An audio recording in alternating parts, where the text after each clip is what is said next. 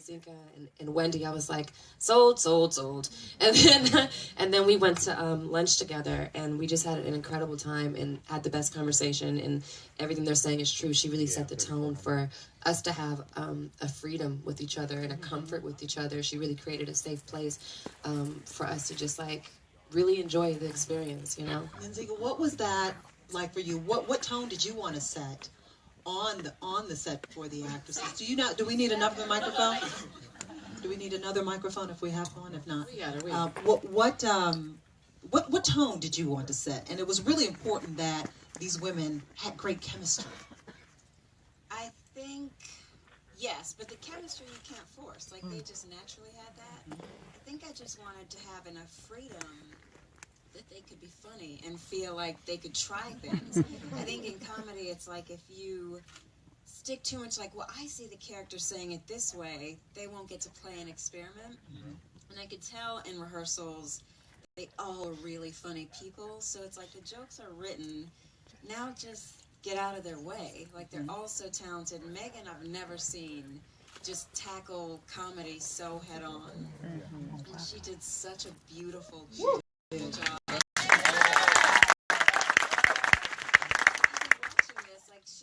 There's so many things she does as a comedian that she just sort of threw away watching it. I'm like, did she just say get a restraining order? And she just kind of said it and kept going, and I thought it was beautiful.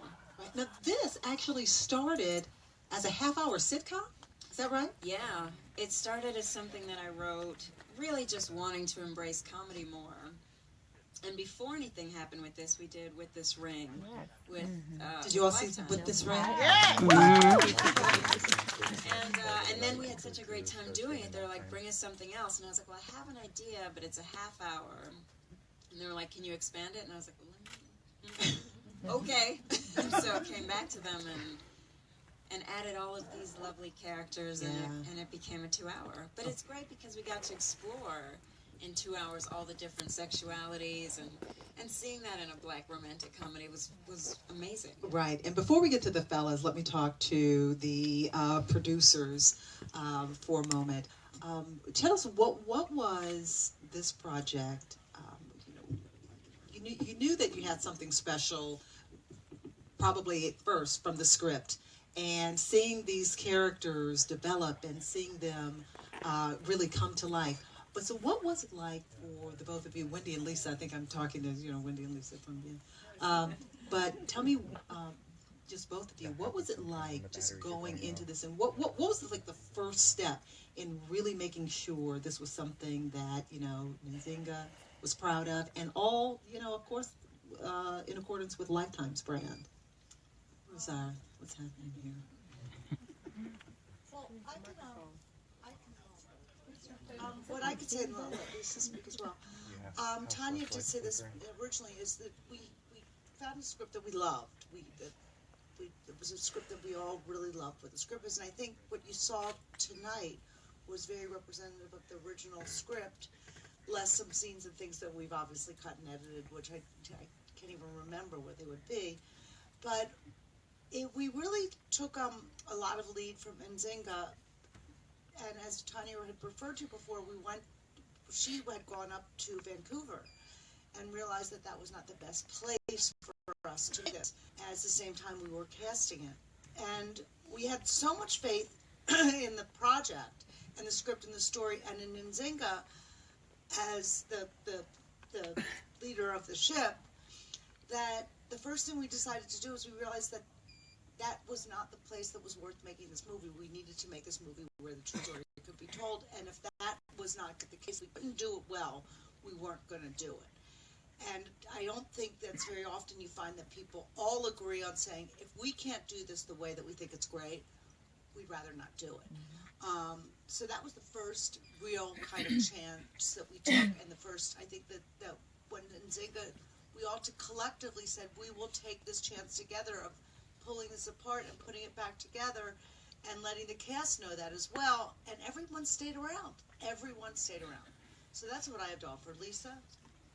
Well, I think, and Zinga's heard this a million times, but there are certain lines in the movie that I just think stick with you, and that are the themes of the movie, and they come from Dante's character and saying love isn't one size fits all, and just the idea of exploring all those different relationships, and that love isn't always what you think it should look like, you know, and being open to that, and that's really what I always thought made this so special and so different, and wanted to be part of it because of that.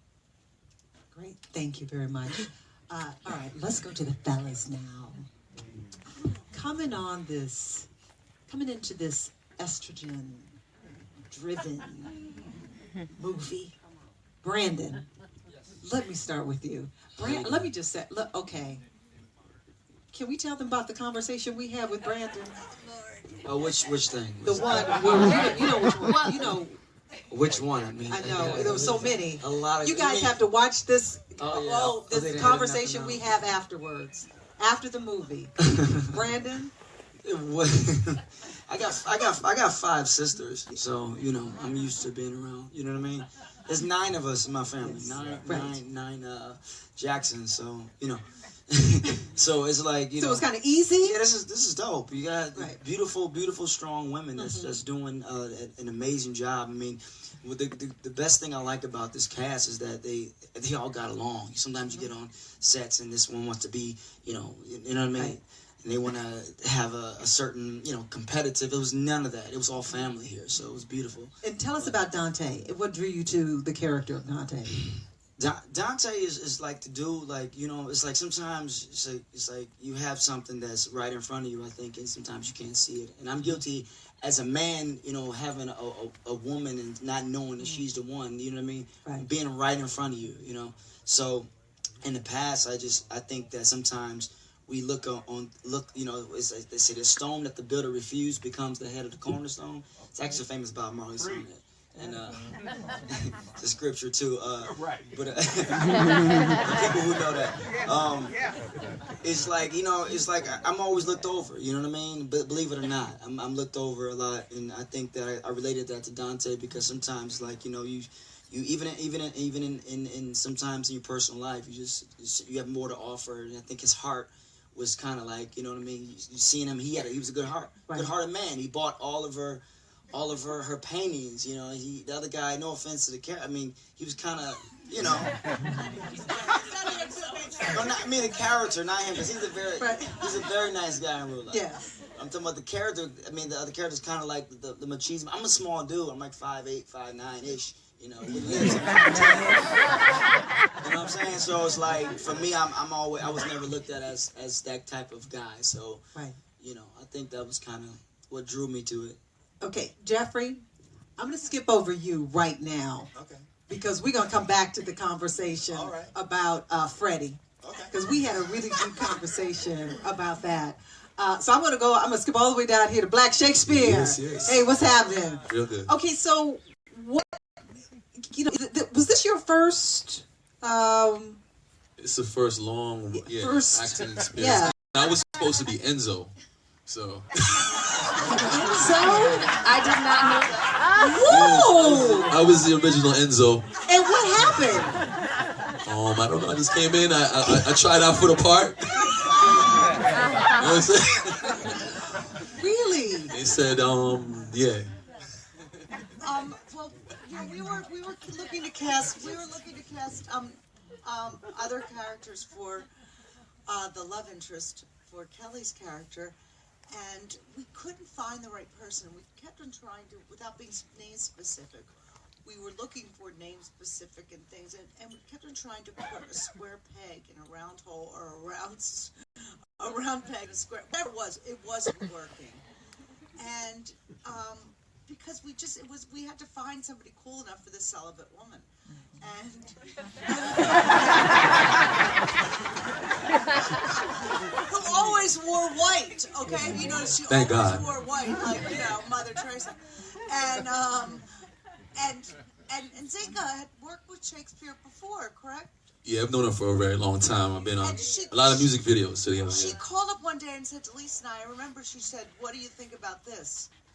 And I was like, ooh, and right? And then everybody's picture was on the wall, and Nzinga said, "Turn around and tell me who you really think Big Stunna is." And I was like, "You're right." Wow, You okay? So tell me, what was it like for you to play this character, Big Sana? It was cool. Playing up is so it's amazing in the first place. It's great because the character, I'm a musician, I'm an artist too, so and I do that kind of music, so it was easy transition to do that, Okay. Yeah. All right. Now I'm going to go to my man Jeffrey here.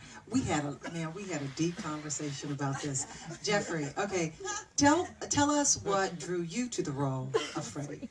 Ooh, well, I had just met and worked with Ninga on. She directed of a TV show that I'm on a few months before I came and did this project. She sent me the script and talked to me about the character, and I just felt like it was just such a tremendous gift. I feel like it's such a rare opportunity for a storyline like this character is to be explored in mainstream media. I think that we talked about it in depth, that the double standards around bisexuality in females being so readily accepted, and in males it's still very much a gray area and a question mark, and I was intrigued by it, and I realized that I had my own judgments around it, and I really was interested in exploring deeper in that, and he was fun and funny and quirky and weird, and I could have fun with it. And Calais, you at first you were wondering if Nell was too quick to say, okay, yeah, let's try this. Yeah, I was at first, and I actually sat down with Nzinga and talked to her and said, I feel like there would be so many questions of newness, because what I found in Nell is probably in a universal lesson, that love isn't always in the package that you think it's in. And I wanted to explore the questions and the concerns and the insecurities and her own bias that she may have entering this kind of relationship. And what are the rules? What aren't the rules? Is he looking at the girls or the guys? And all of those real things in hopefully a real way. And for her ultimately to know in her heart that love is love. Mm-hmm. Mm-hmm. Yeah. That's okay. That wasn't you. So did you? We talked about the whole theme of no judgment, and that's really what this movie has, is that kind of underlying theme of no judgment. How many of you have ever looked at somebody else's relationship and said, no, could never do that? Did all of you, was this a situation where you went into this project thinking one way about something, and then you come out saying, maybe I'm being a little bit too judgmental? Carrie? Absolutely. My own character. I judged her. I did not understand open relationships. I didn't understand how a woman would be the one to choose this. I have only seen cases where it's the man that kind of coaxes the woman, the insecure woman, the broken woman, into a situation like this. I never saw it expressed this way, where, no, this is the specific way that she needs to love. That she needs to love, and the way that she needs to receive love, in the way that makes her feel